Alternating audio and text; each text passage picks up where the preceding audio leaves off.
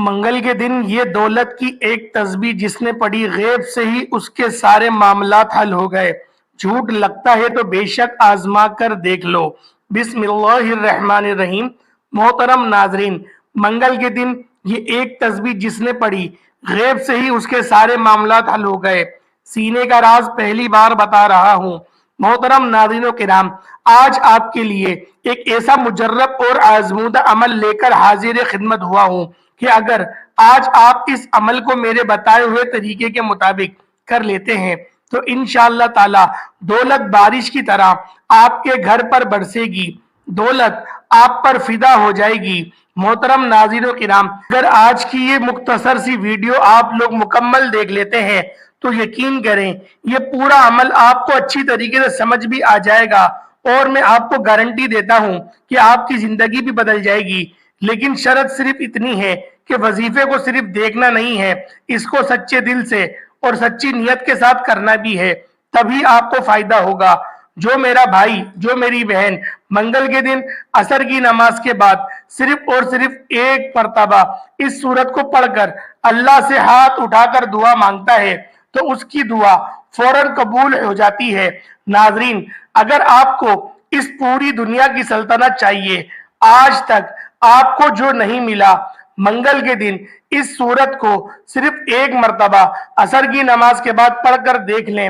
اس سورت کو پڑھنے کے بعد آپ کو یقین کریں ہاتھ اٹھا کر جو بھی مانگیں گے آپ کے ہاتھ بعد میں نیچے آئیں گے، آپ کی دعا پہلے قبول ہو جائے گی، اور دعا مانگنے کے فوراً بعد 1 سے 2 گھنٹے کے اندر اندر آپ اپنی آنکھوں سے معجزہ دیکھیں گے۔ جو کچھ آپ نے اللہ سے مانگا ہے فوراً آپ کو مل جائے گا۔ محترم ناظرین، یہ اللہ کا کلام ہے، قرآن مجید اللہ پاک کی ایک ایسی کتاب ہے جس کو اللہ پاک نے دنیا کے شروع ہونے سے آج تک اور تا قیامت تک اس کی حفاظت کا ذمہ خود لے رکھا ہے۔ یعنی جب سے یہ کائنات بنی ہے 4 کتابیں نازل ہوئی ہیں، تورات، زبور، انجیل اور قرآن پاک۔ بقیہ 2-3 کتابیں ہیں، ان میں تبدیلیاں ہو چکی ہیں، اب ان پر عمل کرنا ہمارے لیے درست نہیں ہے، لیکن واحد قرآن مجید ایک ایسی کتاب ہے کہ جس کی حفاظت کا ذمہ اللہ نے خود لے رکھا ہے۔ میرا اللہ قرآن میں فرماتا ہے، میں جسے چاہوں عزت دوں، جسے چاہوں ذلت دوں، جسے چاہوں بیٹا دوں، جسے چاہوں بیٹیاں عطا کر دوں، اور جسے چاہوں دونوں ہی عطا کر دوں، جیسے چاہوں کچھ بھی نہ عطا کروں، جسے چاہوں رزق کھول دوں اور جس کا چاہوں رزق تنگ کر دوں۔ تو ناظرین و کرام، یہ میرے اللہ نے قرآن میں واضح آیات میں بتا دیا ہے۔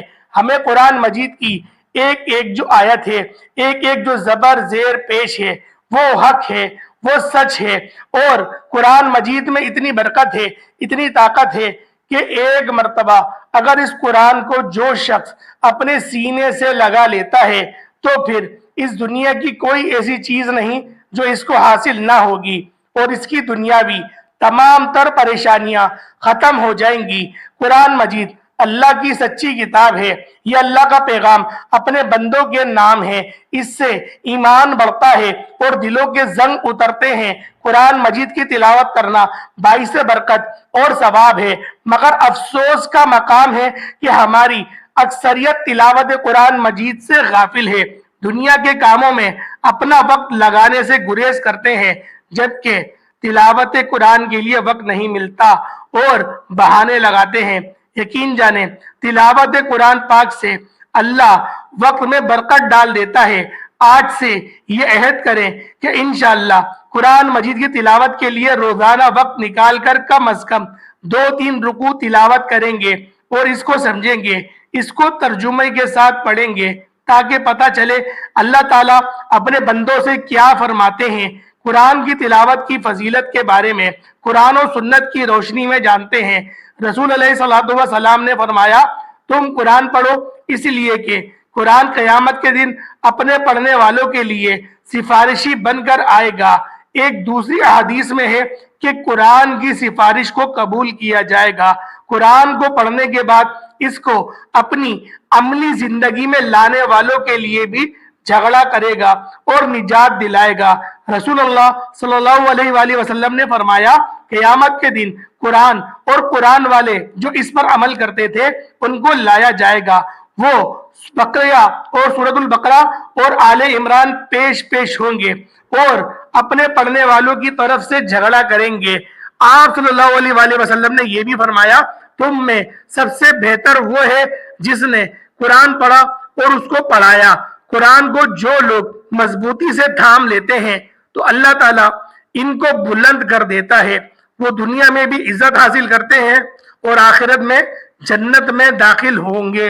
انشاءاللہ جو قرآن کی تلاوت اور تعلیمات سے دور ہوتے ہیں اور اپنی زندگی اپنی مرضی اور چاہت سے بسر کرتے ہیں تو پھر ایسوں کو اللہ ذلیل و خوار کر دیتے ہیں۔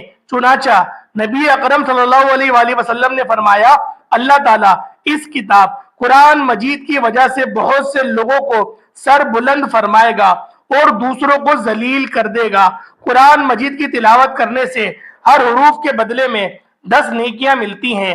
قیامت کے روز انسان ایک نیکی کے لیے مارا مارا پھرے گا، لہذا نیکیوں کے حصول کے لیے تلاوت قرآن پاک کو معمول بنانا چاہیے۔ رسول اللہ صلی اللہ علیہ وآلہ وسلم نے ارشاد فرمایا جس نے کتاب اللہ کا ایک حروف تلاوت کیا اس کو ایک نیکی ملے گی اور اس ایک نیکی کا بدلہ کم از کم 10 گنا ہے۔ میں نہیں کہتا کہ الف لام میم ایک حروف ہے، لیکن الف ایک حروف ہے، لام دوسرا اور میم تیسرا حروف ہے۔ ترمذی قرآن مجید کو یاد کرنا اور اس کو حفظ کر کے اپنے سینے میں محفوظ کرنا سعادت مندی ہے۔ آپ صلی اللہ علیہ وآلہ وسلم نے فرمایا بے شک وہ آدمی جس کے دل میں قرآن کا کچھ حصہ نہیں ہے وہ ویران گھر کی طرح ہے۔ سیدنا ابو موسیٰ اشعری رضی اللہ تعالی عنہما کہتے ہیں کہ رسول اللہ صلی اللہ علیہ وآلہ وسلم نے فرمایا قرآن پڑھنے والے مومن کی مثال ترنج کی سی ہے کہ اس کی خوشبو بھی عمدہ ہے اور اس کا مزہ بھی اچھا ہے، اور قرآن نہ پڑھنے والے مومن کی مثال کھجور کی سی ہے کہ اس میں بو نہیں مگر مزہ میٹھا ہے، اور قرآن پڑھنے والے منافق کی مثال نازبو ایک خوشبودار پودا کے مانند ہے کہ اس کی بو اچھی ہے لیکن اس کا مزہ کڑوا ہے، اور قرآن نہ پڑھنے والے منافق کی مثال کوڑ تانبے کی سی ہے کہ اس میں خوشبو بھی نہیں اور مزہ بھی کڑوا ہے۔ قرآن کریم کی تلاوت بجائے خود اجر و ثواب کا باعث ہے، چاہے پڑھنے والا اس کے معنی اور مطالب کو سمجھتا ہو یا نہ سمجھتا ہو۔ اس کے ایک ایک حروف پر 10 نیکیاں ہر پڑھنے والے کو ملیں گی جیسا کہ احادیث میں فرمایا گیا ہے۔ تاہم یہ حوض اللہ کا فضل و کرم ہے کہ وہ ہر پڑھنے والے کو اجر عظیم سے نوازتا ہے، لیکن بغیر سمجھنے پڑھے ہوئے انسان کو ثواب تو یقیناً مل جائے گا، لیکن قرآن کے نزول کا جو اصل مقصد ہے وہ اسے حاصل نہیں ہوگا۔ وہ مقصد کیا ہے؟ ہدایت اور روشنی۔ یہ تو صرف اسے ہی ملیں گے جو قرآن کو سمجھنے کی اور اس کے معنی اور مطالب سے آگاہی حاصل کرنے کی کوشش کرے گا۔ آج اس قرآن کے پڑھنے والے تو لاکھوں نہیں کروڑوں کی تعداد میں ہیں، لیکن اس میں بیان کردہ اصول و ضابطہ اور تعلیمات و ہدایت کو سمجھنے والے کتنے ہیں؟ تھوڑے، بالکل تھوڑے۔ حالانکہ اللہ تعالیٰ نے فرمایا ہم نے قرآن کو آسان کیا ہے، نصیحت حاصل کرنے کے لیے ہے۔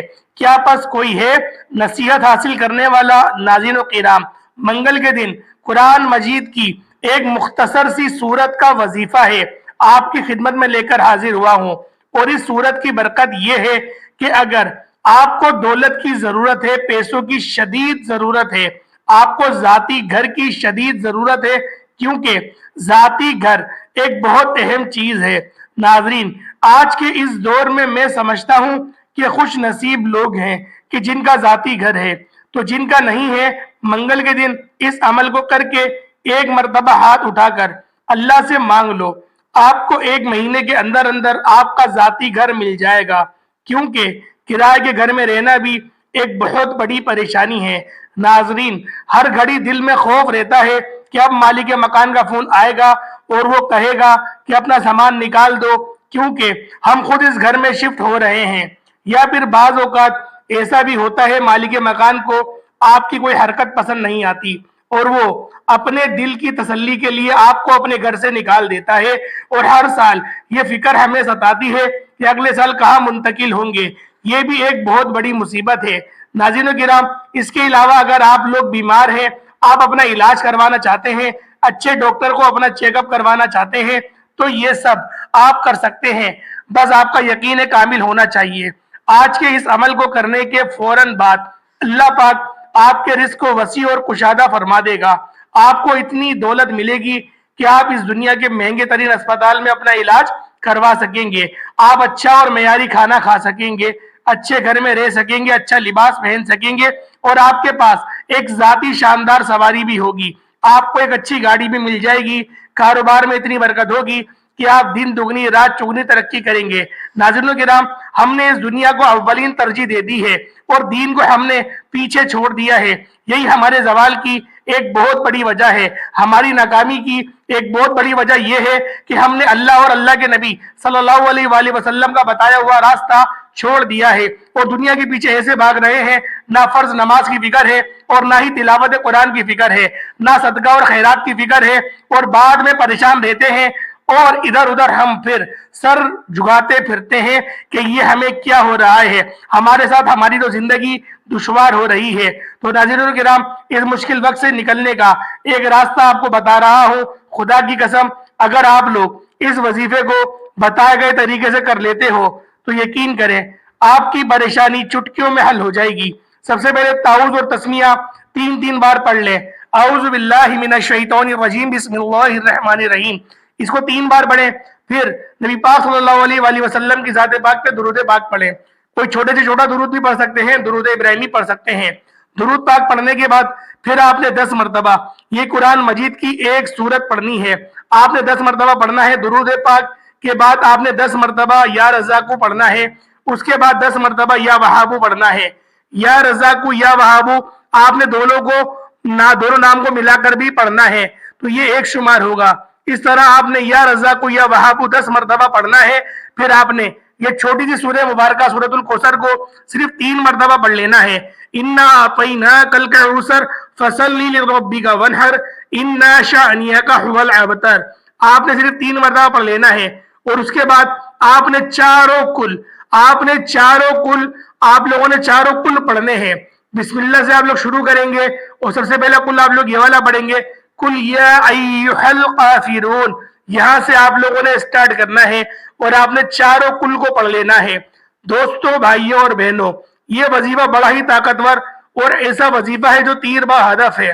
अगर आप लोग इस वजीफे को कर लेते हैं तो यकीन जाने आपकी जिंदगी की तमाम तर परेशानियां हल हो जाएंगी। और इन चारों सूरतों को, इन 40 लफ्ज को कुल से शुरू होते हैं। सूरतुल इखलास, सूरतुल काफिरून, सूरतुल नास और सूरतुल फलक, 4 कुल इन्हीं से मुराद है। मुसलमान इन सूरतों का विर्द करते हैं ताकि खौफ से महफूज और पनाह और हिफाजत में रहें। तो मेरे दोस्तों, मेरे भाइयों, ये चारों कुल आप लोगों ने 4 बार पढ़ने हैं और फिर आप लोग दुरूद इब्राहिमी पढ़ लेंगे। आपका अमल मुकम्मल हो गया। अब हाथ उठा के आप लोग दुआ मांगे अल्लाह पाक से। आप जो भी दुआ मांगेंगे अल्लाह पाक जरूर उसको कबूल फरमाएगा। उम्मीद करता हूँ आज की वीडियो आपको अच्छी लगी होगी। वीडियो अच्छी लगी वीडियो को लाइक करें, चैनल पर नए जरूर सब्सक्राइब करें, बेल आइकन प्रेस करें। अस्सलाम वालेकुम व रहमतुल्लाहि व बरकातुहू।